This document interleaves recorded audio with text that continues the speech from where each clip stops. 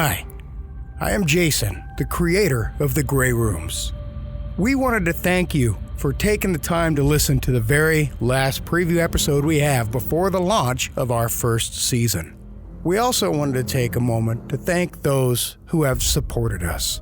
You know, things cost money. Hosting, web pages, sound effects, music, the list goes on and on. And we have been the benefactors of the generosity of some of you. And for that, we are always in your debt. We would like to take this time to thank those who have been supporting us since day one, the sponsors of this episode and the first episode of the season are Arthur Unk, Kathleen Clyde, Brooks Bigley, Charlotte Norup, John Grills, Justin Thulu, Scott Savino, Mary Wynn, Sergio Saucedo, Victoria Wan. Oh yeah, Victoria. You guys remember her from the last episode. Kelly Fenner, and Sirenicide.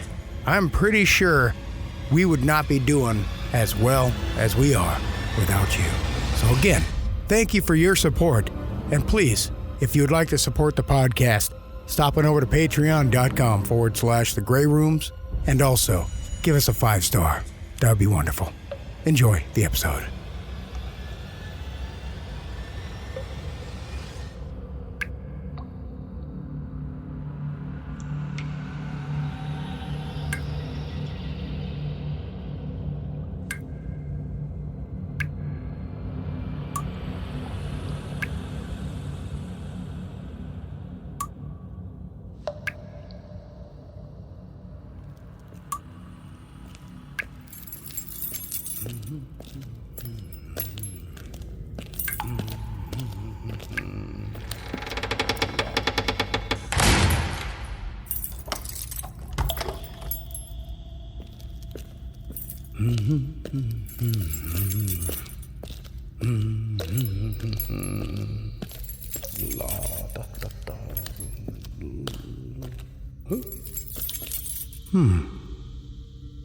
I sense that you have returned.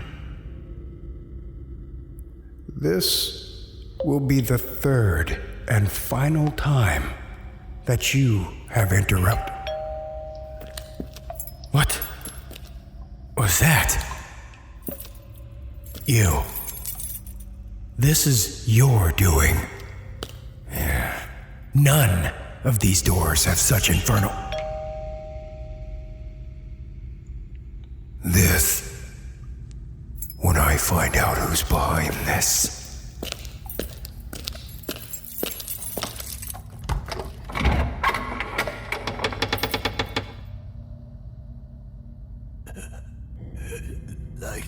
Light. It's been so long. Is it time? Can I finally leave? No. Is it time to go? I have questions. I'll show you where you can go. Friggin' doorbell.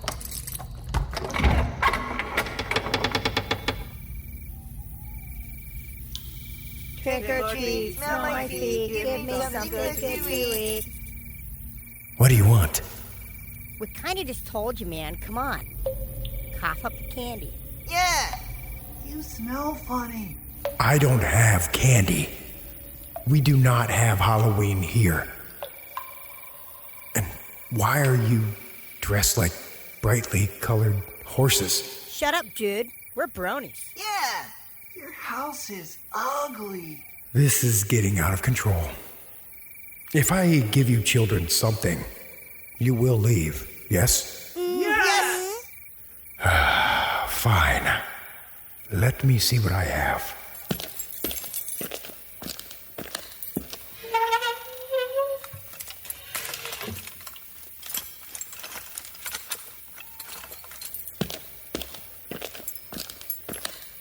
First, the orange pony. Brony. Whatever. Take this. It's a nail gun. Nothing bad could ever happen with that. Sweet. Thanks, bro. This is so cool. Pink Horse, I am giving you this jar. Is that? Rasputin's pickled finger. Yes, this is a real treasure. Keep it safe. And do not eat it. Lucky.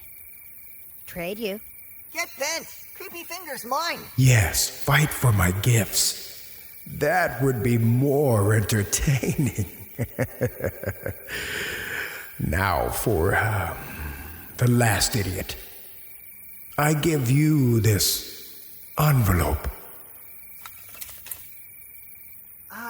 Dude, it's like powder. Anthrax. I gave you anthrax. Oh. Is that good? Very. Now, I gave you what you wanted, so leave.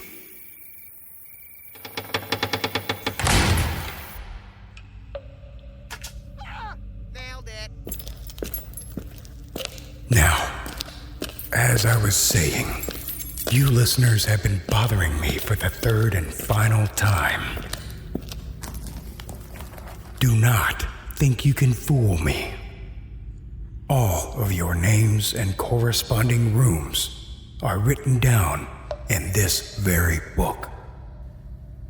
You might say I know your key as well as I know your face.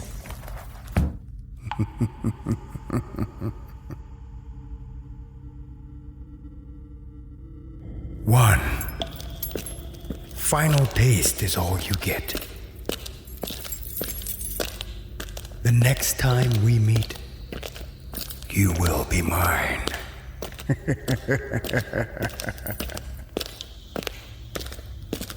They say that imitation is flattery, but beware. Room 1207. We call it look-alike.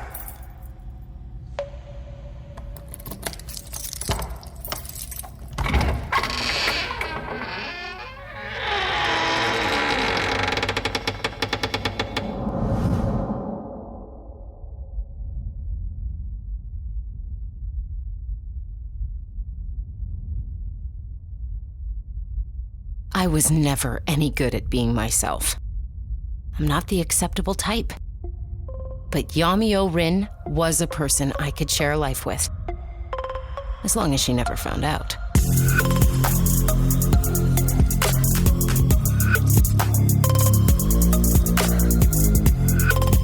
Her start was the same as any other actress, really.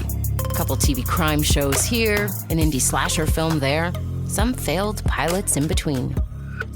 Then came the casting for that part we all know her for.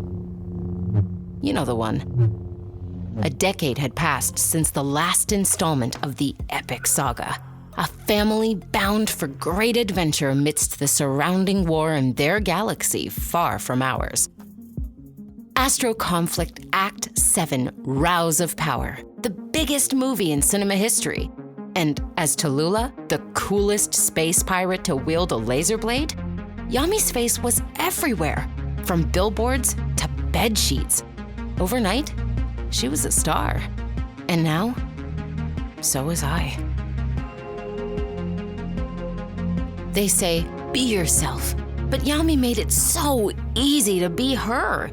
It was enough she had a unique haircut I could replicate and a style straight from an 80s thrift shop. But she loved to go on any show that would listen to that cutesy voice tinged with a Kiwi accent. If the interviews weren't enough, she gave me a manual for her life through her social media. Every celebrity friend, every place she loved to eat and shop, everything was there for me to utilize. Yami's hard work and ignorance had paid off for the both of us. Things were going to be easier from now on. No more hunting. No more hiding in the back of clubs hoping to get some attention of a worthy man. I had a chance to live the life I always wanted, with none of the consequences. I just had to be smart about it. You'd think the fanboys would be an issue, but most would rather deal with a tiny plastic version of me instead. As for the rest, all I needed to do was prove I know the lore. Small price to pay, but giving them the satisfaction I bothered to know my shit kept them tameable. The young fans are the ones that could sink me the quickest. They know the tech, the lingo, and always want selfies. And even though she has millions of followers, every time I get tagged as Yami in a photo is a chance my fun ends. Excuses don't work on the entitled generation, so I provided an effort to make them feel special when I lied right to their face. Actually not supposed to be talking about this, but we might be adapting Blaze Cycle into a movie.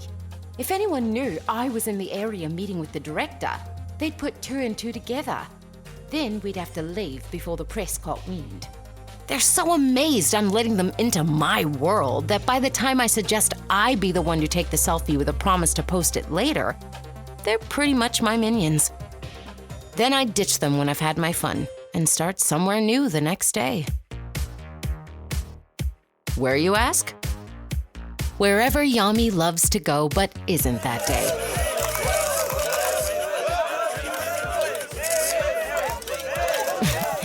Yami isn't the brightest gal.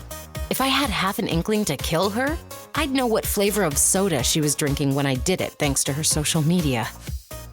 But I did lose her Instagram recently. Seems some Astro Conflict assholes who can't tell the difference between reality and a movie had been harassing her about the new movie. She's given me more than enough to go on for now, but the residue of yesteryear's bitter fanboys are threatening to ruin my fun. But I won't let them. New thrills, new people, new stride. And if anyone wants to try to take me down, then I have only one thing to say. Bring it.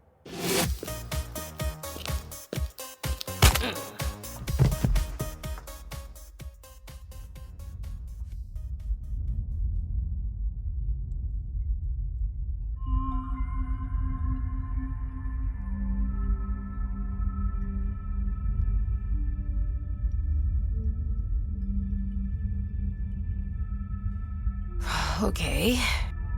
Head feels like a hammered thumb. Room smells like mold and rust, and... Yep. Hands tied to a chair. Perfect. Yami's been taken. Do you have any idea what you're doing to my childhood? The distorted voice of my kidnapper said as 2 figures dragged their Doc Martens down the basement stairs. Do you have any idea how fucking loud you are right now?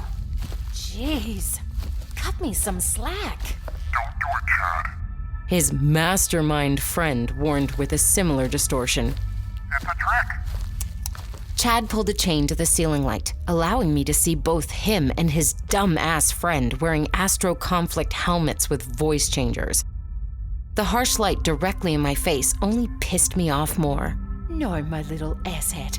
It's a phrase. You picked a real winner of a bounty hunter, Chad. God damn it, nice one. Not even 5 minutes. What? I'm sorry, dude. We got the masks on? What's your name, Disintegrator? Brad? What the fuck, man? Wait. Your names are Chad and Brad. Oh, please tell me your rad dad Ted is upstairs on lookout. Plus, those masks are a little undersized, don't you think? And that's when the gun came out. You need to be quiet. Chad said quietly as he pressed a snub-nosed revolver against the temple of my head, sounding very much in character. Dude, she's no good to us, Dad. You said we were... Shut up, Brad. He replied as he took off his mask. You've done enough. Mask came off. Not good. Pissed him off too quick. Don't look him in the eye. Not yet. Okay. Chad, you are clearly the one in charge. What do you want from me? Beside the gun, Chad holds up a novel from the Astro Conflict Extended Galaxy series. Stories from outside the films that were, until a recent decision by a new owner, considered canon. You are destroying this universe. Oh, God. I'd roll my eyes if it wouldn't cost me my life right now. You remember 10 years ago when the conflict had ended? Landrider had made the ultimate sacrifice to save his father, and peace returned to the galaxy? That was real storytelling, real characters. And Tallulah isn't, right? Not even close. Nothing original about you in the first 5 ingredients. In fact, Tallulah is a lot like a couple characters from this novel, The Wills That Bind, that Insignia Studios decided wasn't officially part of the story after 40 years. He lowered his gun. So, not too thrilled with the new movie then, huh? It fucking sucks. Brad interjected, still helmeted. The Thanksgiving special was way better than 7.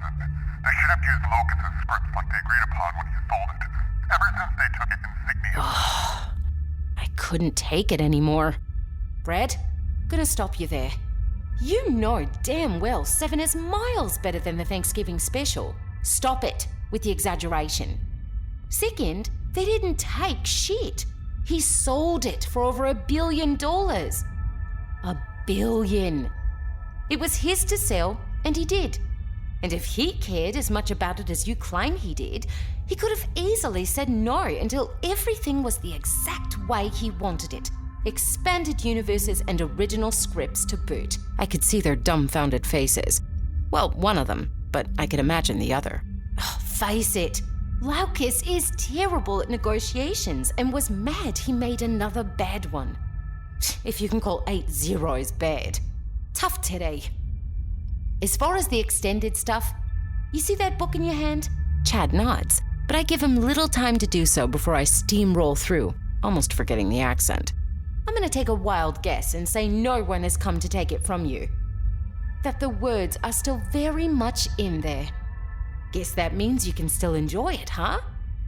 Just like your bud can enjoy the Thanksgiving special like he claims to do, even though it's not canon. Yeah, but doesn't matter. I didn't write those movies, but my character sucks. So anyone else who is enjoying it, any kids out there looking up to Tallulah can fuck off because you two can't handle anything new after 40 years. You can only pay to see it 5 times so you can make YouTube videos complaining about them. And if it wasn't 7, it's the prequels, or Act 3 and the Woodchucks.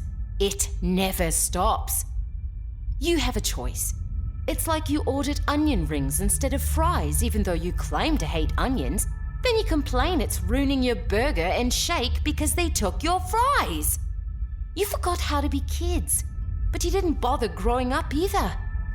And that novel sucks ass, by the way. Completely ignores what happened in Cumulus City.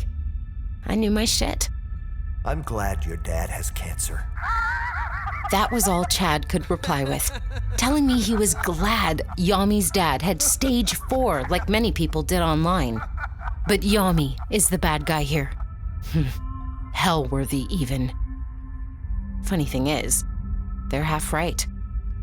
See, while these 2 dipshits were laughing about that stellar comeback, they never bothered to inspect what I was doing during my rant. In fact, they never really inspected me at all, not that they would ever find my favorite toy.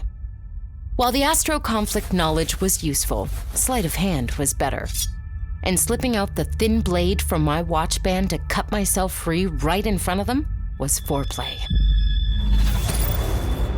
My half of the hard work paid off the moment the artery in Chad's arm was sliced open. The one in his throat sent shivers through my loins. As his neck sprayed a fine mist on the bulb, turning the room a delicious bubblegum pink, I caught Chad's gun as he dropped it, hoping he hadn't been bluffing when I took aim at Brad. But then his brain matter exploded out of that stupid fucking helmet like a cherry cordial and painted the walls leading back upstairs. My God, it was better than bridesmaid sex in the bride's limo. And certainly better than last week's captor. You know, he actually used regular clear tape on my wrists? Fucking pathetic. Not these 2. Chad's still gurgling. You know, if I hurried, I could get a tall, non-fat latte with caramel drizzle. Yami's favorite.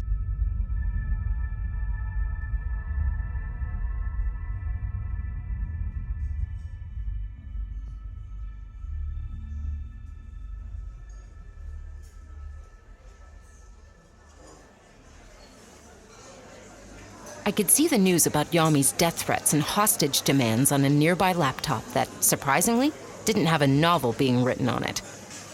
A very confused Yami was sure to be safe and sound, heading to her table read for Act 8. Or here. Shit. I should have checked her Twitter sooner. Apparently she's got that caffeinated craving. I better disappear before she... Yummy? A sweet young voice nervously inquired. Ugh, a fan? Now? Just risk the pick. Yami will probably think she took it anyway. Stupid girl. You want a photo? No one seen her pull it out. But everyone was about to hear it. I love you, Yami.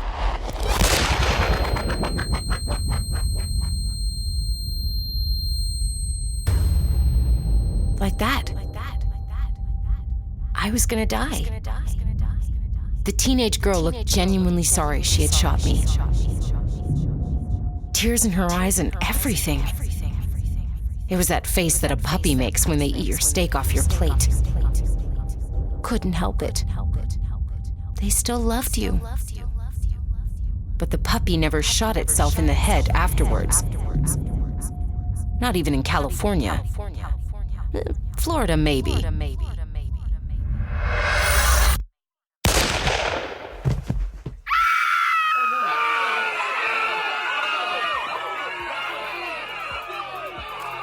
All I could see was the ceiling as I collapsed on my back, listening to chaos breaking out.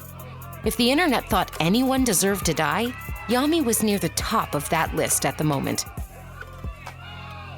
Just me, though. Thinking back, Chad was kind of cute. I wonder if they'll find the bodies. The last thing I could make out before things went black was a familiar voice. Oh my god! She looks just like me!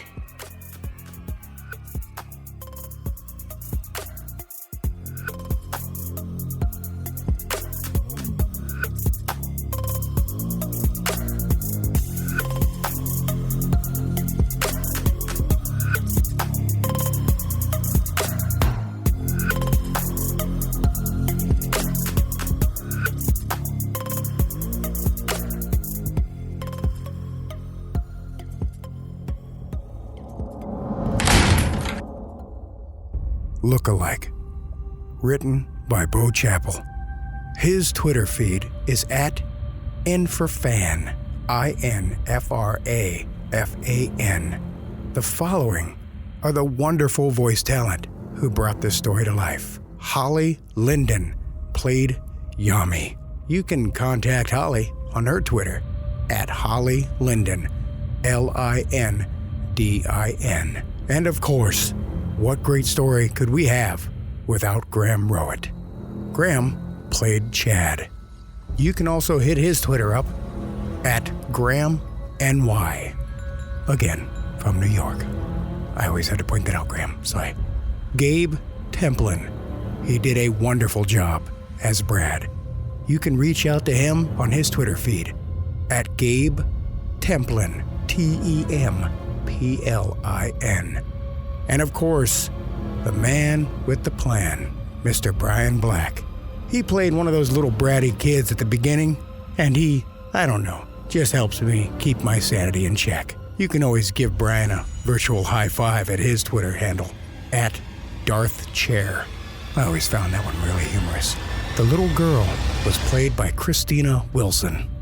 You may recognize that last name. You can also reach out to her on her Twitter handle, at Ridin' That Wave. Now I'm going to break this one down. At Ridin', RIDIN_THAT_WAVE. And lastly, I was the warden, and I was one of the kids, so yep, that was all played by me. You don't need nothing on that. Again, I just wanted to thank you all for giving us your time. And also, feel free to leave us a 5-star review. Pop on to patreon.com/The Grey Rooms. Also pop over to our Facebook, facebook.com/The Grey Rooms Podcast. Join the emotional support group. We'll see you soon with the grand release of the first season. Thank you, and have a good evening. Oh, and happy Halloween.